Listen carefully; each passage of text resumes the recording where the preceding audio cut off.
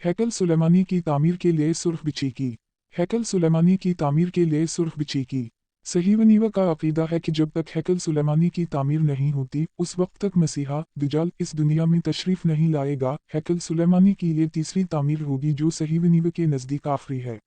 हैकल सुलेमानी की असरैना तामीर के लिए मॉडल भी तैयार है जो माहिरीन आसार कदीमा की मदद से तैयार किया गया है और इंसानी और माली वसाइल भी मैसर हैं। ताहम इसकी तामीर में दो मुश्किलात मौजूद थीं जिसकी वजह से ये अब तक मुमकिन ना हो सका। पहली ये हैकल सुलेमानी की तामीर के लिए सही व नीवा को गुनाहों से पाक करने वाली कुर्बानी की शर्त है जिसके लिए कदीम यहूदी रिवायत के मुताबिक कुर्बानी के लिए एक ऐसी सुर्ख बिछी दरकार है जिसका एक बाल भी किसी और रंग हत्ता कि भूरा भी ना हो।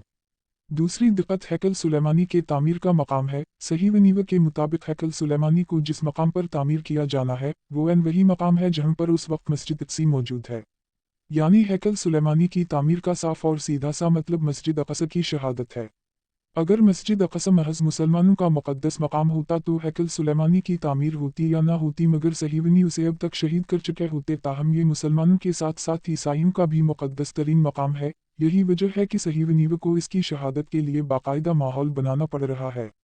गुज़श्ता बरस हैकल सुलेमानी की तामीर के लिए कायम करदा खुसूसी इदारे दी टेम्पल इंस्टीट्यूट की जानिब से ऐलान किया गया था कि मुकम्मल तौर पर सुर्ख बिछी की पैदाइश इसराइल में हुई है, जिसके साथ ही दुनिया के इख्तिताम का बाब शुरू हो गया और कायनात अपनी ज़िंदगी के आखिरी मरहले में दाखिल हो गई है। Red heifer for sacrifice। इस हैकल की दोबारा तामीर के लिए अकीदतमंद लोग बाइबल की कुतुब अल-आइदाद बुक ऑफ नंबर्स की तरफ इशारा करते हैं जिसमें बनी इसराइल को हुक्म दिया गया है कि एक ऐसी सुर्ख बिछी की कुर्बानी पेश की जाए जो बेऐब हो, इसमें कोई दाग ना हो और जिसे कभी हिल में ना जूता गया हो। सिर्फ ऐसी ही कुर्बानी के बाद हैकल दोबारा तामीर हो सकेगा।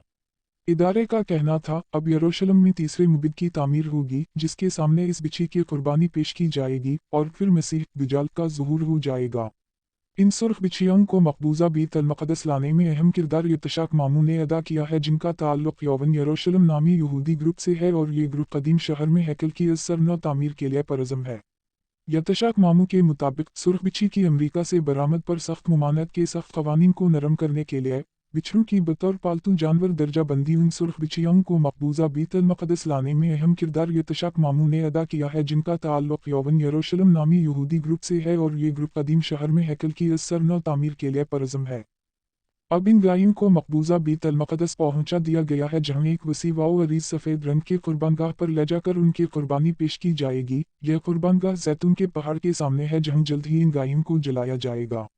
यहूदियों के मुताबिक हज़रत मूसा अलैहिस्सलाम के ज़माने से लेकर 70 ईस्वी में दूसरे हैकल की तबाही तक 9 गाय की कुर्बानी दी जा चुकी है और अब 10वें कुर्बानी मसीह कैदूर का आगाज़ होगा। अनसटी ट्रेवट के माहिरीन रब्बियों के हमराह रोज़ इस बिछी का मुआयना करते हैं। अलिफ